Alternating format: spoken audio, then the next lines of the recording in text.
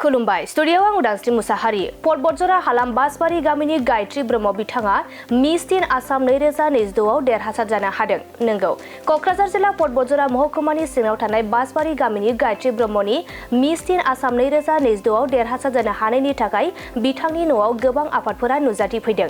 दिनै रुंसारि प्रदीप कुमार ब्रह्म आरो बिमा इलरा ब्रह्मनि फिसाजो गायत्री ब्रह्म बिथाङा एप्रिल दाननि 23 अक्ट' सानखालि बङाइगावनि धालिगाव जानाय मिस टिन आसाम 2026 बादायनायाव देरहासार जानो हानायखौ लानानै पर्बतजरा बासबारि दखरा एबसु आरो पर्बतजरा जिल्ला बर' समाज आफादनि आफादगिरि सम्राट हाज'वारि आरो बासबारि दखरा बर' थुनलाइ आफादफोरा गायत्री ब्रह्मनि न'आव फैनानै बरायफैनायखौ बे समाव नुनो मोननाय जादों।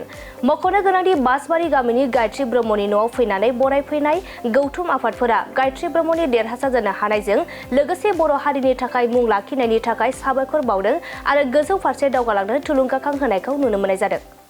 दिनै नैबे बुब्लियाव जोङो जोबोद गावखौनो गाव गोग्गानाय मोनदों जे जोंनि नैबे हालामाव जे जोंनि सासे जाखांफुनाय फरायसुलि बिथाङा दिनै मोनसे बादायनायावहाय थांनाय 23 नैबे एप्रिल दाननि 23 2026 मायथाइयावहाय जानानै थांनाय मिस टिन इन्डिया 2026 नि बादायनायावहाय जोंहा देरहासार जानो हादों। बिनि थाखाय गिबियावनो देरहागिरि बिथांनिसिम आंनि रोजा रोजा साबायखर आरो गाहाम हामलायनायखौ जासिग्रोबाय।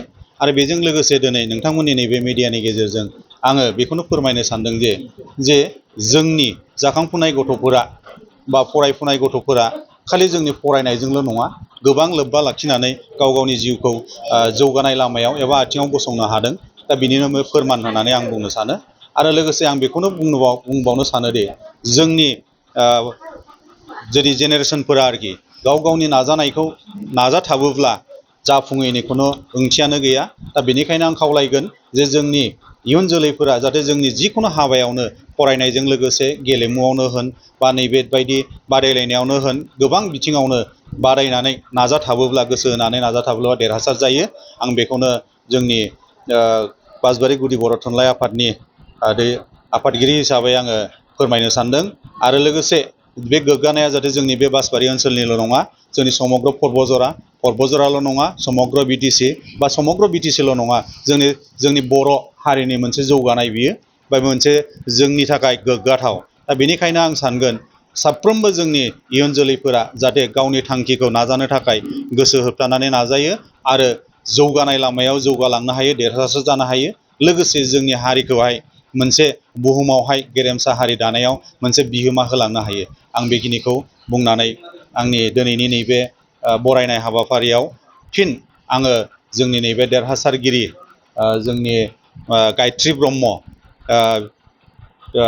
बियानैखौहाय जाहाथे इयुनावहाय बिनिफ्राय जौसिननिफ्राय जौसिन मासि आवग्रिनो हाथों होननानै आङो अबं गसाइनाव आर'ज गाबनानै आरो बुहुमाव जोंनाव बेबायदि जौगानाय लाबोथों आङो आसा खालामनानै आं बेखिनिखौनो बुंबाय। गोजोन्थों। बेयो बासबारिनिल' गोग्गानाय नङा, बेयो जोंनि बर'फोरनि थाखाय बा बिटिसि हालामनि थाखाय मोनसे गोग्गानाय जे बिनानावा गावनि जे नाजानाय आरो बिनानावनि फोरमायनाय बायदिब्ला बियो गिबि खेब बिनि जे बाहागो लानाय, बे गिबि खेबावनो बियो बेबायदि नाजानानै खुब मोजां मोनसे जोंनि गेजेराव गोग्गानाय लाबोनो हादों। जों बेखौ बरायदों आरो जोंनि समग्र जाखांफुनाय जे लाइमोन जे फंबाय बिनानावमोन दिनैहाय दावगाबोगासिनो दङ।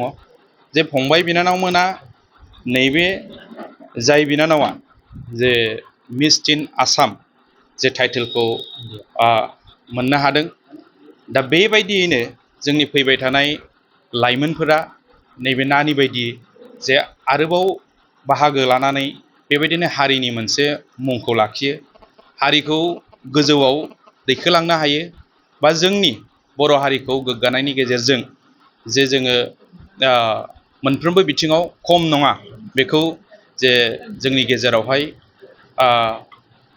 फोरमायनानै होयो। आं बेखौहाय जोंनि साफ्रोमबो बर' रायजो राजानि जानानै आं बेखौ मिजिंथियो।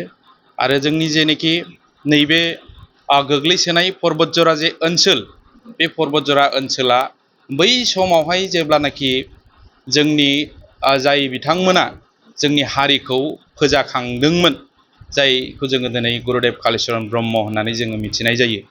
दा बिथांमोन बायदिया बै समाव जोंनि हारिनि जे माखासे गेना गोरोन्थि, जे माखासे जोंनि हारिखौ गोजौआव बोखोलांनायनि थाखाय जे खामानि मावदों, दा बिथांमोननिनो बे मोनफा मोनफा नेरसोन दिनै परबतजराया माने गोग्लैसोदों होननानै दिनै जोङो बेखौ बुंनो हाया।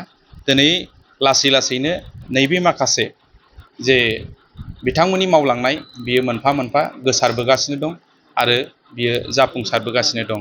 आं दा बेखौनो खावलायगोन जोंनि साफ्रोम फैबाय थानाय लाइमोनफोरा गाव गावनि मावनो गोनां खामानिखौ खुब गोसो होनानै खामानिखौ माव। दिनै गेलेनायनि बिथिङाव जाय फंबायफोरा बा बिनानावफोरा गेलेनानै जे हारिनि मुं लाखिनो सानदों बा गावनि न'खरनि मुं लाखिनो सानदों बा समाजनि मुं लाखिनो सानदों, उन्दैनिफ्रायनो मोजाङै माव।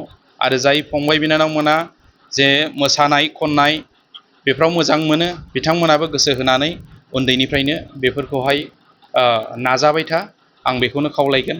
आरो आङो दिनै नोंथांमोननि मिडियानि गेजेरजों बे बाथ्राखौहाय साफ्रोमबो रायजो राजानि सिगाङाव आङो फोरमायथिनो मोननानै खुब गोजोननाय मोनदों। आरो नैबे बिनानावखौ जोङो बासबारि दख'रा दुलाराय बर' फरायसा आफाद आरो जोंनि बासबारि गुदि बर' थुनलाइ आफाद बिनि जानानै जोङो बिनानावखौ बरायफैदों। आरो बिनानावा फैबाय थानाय समाव आरोबाव बिनिफ्राय जौसिन थाखोआव आरोबाव बादायनानै देरहासार जानो हायो, बर' हारिनि मुंखौ लाखिनो हायो, बेखौ जोङो मिजिंथिनाय थाबाय। फैबाय थानाय समाव मोजाङैनो जाफुंसारनो हाथों। आं एसेखिनिखौनो बुंनानै